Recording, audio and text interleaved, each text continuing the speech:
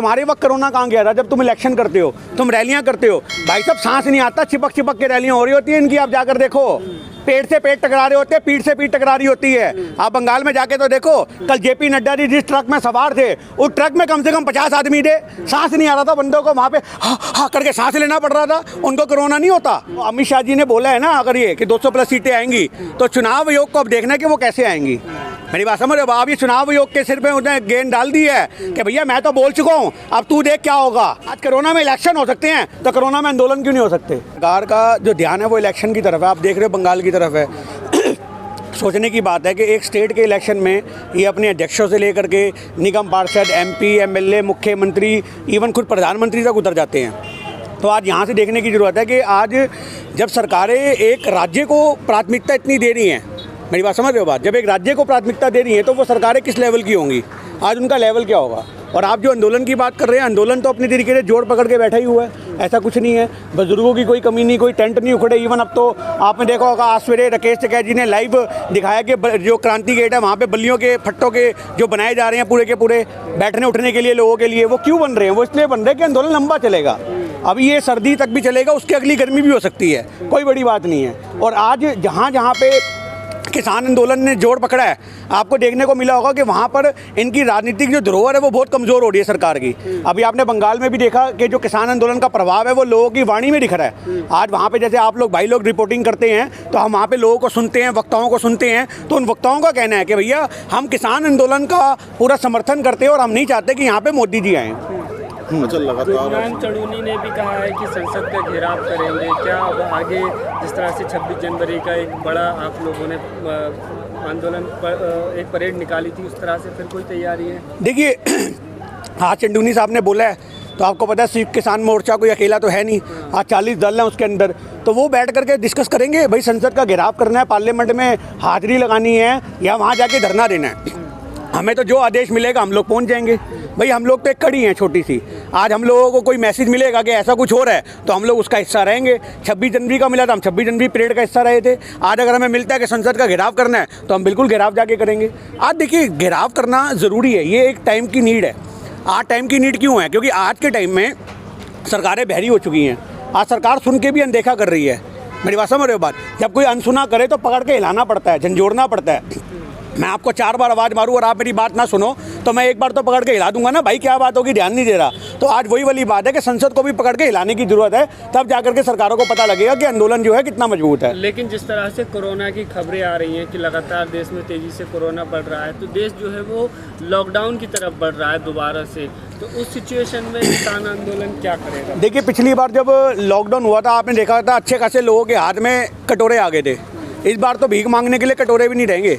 मेरी बात आप समझ रहे हो बात? हालात इतने बद से बदतर हो जाएंगे कि कटोरा भी नहीं होगा हम लोगों के हाथ में।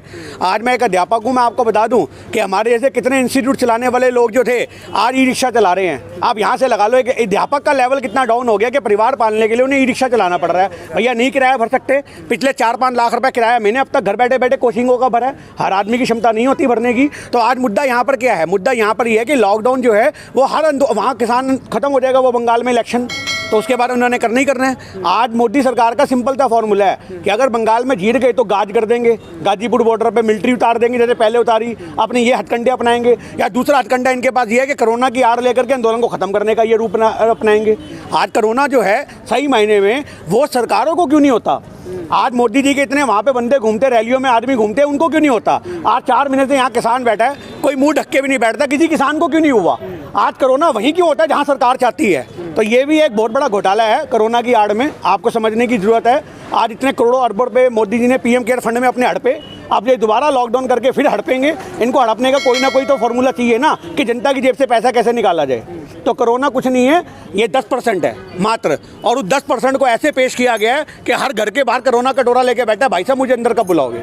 तो ये चीज़ समझने की जरूरत है। लॉकडाउन लगता है तो आप लोग क्या करेंगे? जाएंगे या फिर? क्यों जाएंगे जी, बिल्कुल जाएंगे नहीं, बिल्कुल नहीं जाएंगे। सरकार को चेतावनी है इस चीज़ की, सरकार को समझने की जरूरत है। सरकार को खुले जवाब देंगे कि तुम्हारे वक्त कोरोना कहाँ गया था जब तुम इलेक्शन करते हो, तुम रैलियां करते हो। भाई साहब सांस नहीं आता, चिपक चिपक के रैलियां हो रही होती है इनकी, आप जाकर देखो। पेट से पेट टकरा रहे होते हैं, पीठ से पीठ टकरा रही होती है। आप बंगाल में जाके तो देखो, कल जेपी नड्डा जी जिस ट्रक में सवार थे, उस ट्रक में कम से कम 50 आदमी थे, सांस नहीं आ रहा था बंदों को, वहाँ पे हा हा करके सांस लेना पड़ रहा था। उनको कोरोना नहीं होता। आज किसानों को ही कोरोना होगा क्या? भैया किसान अपनी ज़मीन के लिए बैठा है और बैठा रहेगा। आज कोरोना की आड़ में ये ज़मीनें हड़पने का प्रावधान सरकार ना चलाए। सरकार को इस चीज़ से संज्ञान लेना चाहिए कि पहले भी तुमने कोरोना की आड़ में लॉकडाउन करके पूरा देश तबाह कर दिया, और अब दोबारा तबाही की कगार पे बच्चे कुछ लोगों को मत खड़ा करो। आज जितने मिडिल क्लास लोग थे ना, वो गरीबी रेखा के नीचे आ चुके हैं। आज आधो के बाद रोटी खाने को नहीं है। अभी तक पहले वो समझ नहीं पाए हैं, रीढ़ की हड्डी तोड़ दी इन लोगों ने लोगों की। अब मुश्किल से वो बैसाखियाँ लेके चलना शुरू हुए हैं, और अब ये दोबारा उनको बिल्कुल ज़मीन पे बैठा देंगे। तो ये चीज़ सोचने की ज़रूरत है। कोरोना कुछ नहीं है, कोरोना की आड़ में सरकार खेल ना खेले। हर वर्ग कहीं ना कहीं देखा जा रहा है कि मोदी सरकार का विरोध कर रही है। निजीकरण जिस तरह से किया जा रहा है, बैंक के कर्मचारी विरोध कर रहे हैं, युवा रोजगार मांग रहे हैं, किसान भी पिछले लंबे समय से बैठे हुए हैं। लेकिन बंगाल में प्रधानमंत्री मोदी जी, अमित शाह जी कहते हैं कि देश का हमने बहुत विकास किया है और बंगाल की बारी है, और दावे कर रहे हैं कि यहाँ पर भी हम अपनी सरकार बनाएंगे। देखिए, आज अगर अमित शाह जी ने बोला, कल आपने देखा होगा कि 200 प्लस सीटें आएंगी, अमित शाह जी ने बोला है। तो अमित शाह जी ने बोला है ना, अगर ये कि 200 प्लस सीटें आएंगी, तो चुनाव आयोग को अब देखना है कि वो कैसे आएंगी। मेरी बात समझ रहे हो? आप ये चुनाव आयोग के सिर पे उन्हें गेंद डाल दी है कि भैया मैं तो बोल चुका हूँ, अब तू देख क्या होगा। मैंने तो बोल दिया 200 प्लस सीटें आएंगी, अब चुनाव आयोग के ऊपर पूरी गेम डाल दी गई है, अब तू देख कैसे आएंगी। मतलब अब आपको क्या लगता है ईवीएम में खेल होगा? यार ईवीएम में खेल क्या होगा? ईवीएम की ईवीएम बदली जाती हैं। आप देखो ना, आप इतनी ऑनलाइन चैनल न्यूज़, वो धर्मेंद्र चलाता है अपना भाई, उसने कल परसों खबर चलाई थी कि ईवीएम पकड़ी गई हैं। आप ये देखो ना, ईवीएम का खेल हैक करना तो बहुत छोटी बात रह चुकी थी आज तक। आप तो ईवीएम के ईवीएम बदले जाएंगे। आप इस चीज़ को समझो। आज सरकारें जो कह रही हैं कि हम लॉकडाउन के आड़े लेंगी, आज ये लॉकडाउन आप कर दें इलेक्शन के वक्त ही कर दे। हम इलेक्शन नहीं कर रहे भाई, मना कर देना, हम इलेक्शन ही नहीं करेंगे लॉकडाउन की वजह से। कोरोना है, आज कोरोना में इलेक्शन हो सकते हैं, तो कोरोना में आंदोलन क्यों नहीं हो सकते? बिल्कुल होंगे। क्या लगता है तो अब आगे की क्या रणनीति आप लोगों की लगती है, क्या विकल्प दिखाई दे? नहीं, आपने एक सवाल अभी और किया था निजीकरण का, उस बारे में मैं बता दूं, मैंने पहले भी अपनी बाइट में बोला है। मैं आज ये कहना चाहता हूं, जितने भी देश के बेरोजगार हैं, जितने बैंक कर्मचारी हैं, इतना बड़ा हाईवे है, मेरी बात समझ रहे हो? बात बगल बगल में अपने स्टॉल लगा के बैठ जाएं, अलग अलग अड्डे, पार्टीशन होते हैं जैसे कि ये किसानों का है, ये बेरोजगारों का है, ये बैंक वाले बैठे हैं, और ये पूरा का पूरा गाजीपुर बॉर्डर यूपी का जो जा रहा है, इस पर अलग अलग पार्टीशन के तहत लोग बैठ जाएं।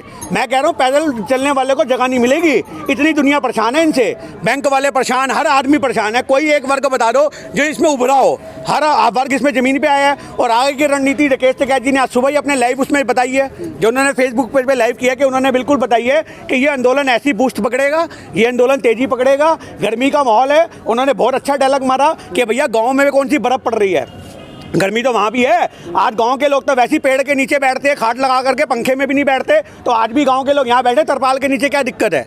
कोई दिक्कत नहीं है। ये गर्मी तो शहरी लोगों को लगती है, हमारे तुम्हारे ऐसे लोगों को लगती है। गांव के बूढ़ी हड्डियों में गर्मी सर्दी का कोई रोल नहीं होता, उनके लिए सदा बाहर होते हैं 12 महीने। मेरी बात समझ रहे हो बात? और ये आंदोलन बूस्ट पकड़ेगा, ऐसे चलता रहेगा, और ये अक्टूबर तक जाएगा, जो उन्होंने बोला था, अक्टूबर से अगले अक्टूबर तक भी जाएगा। पर एक बात याद रखना, जो शुरू से एक स्लोगन चलता आ रहा है कि जब तक बिल वापसी नहीं घर वापसी नहीं, उस हथकंडे के साथ, उस प्रोपेगेंडा के तहत, उस मतलब मजबूती के साथ हम लोग यहाँ डटे रहेंगे।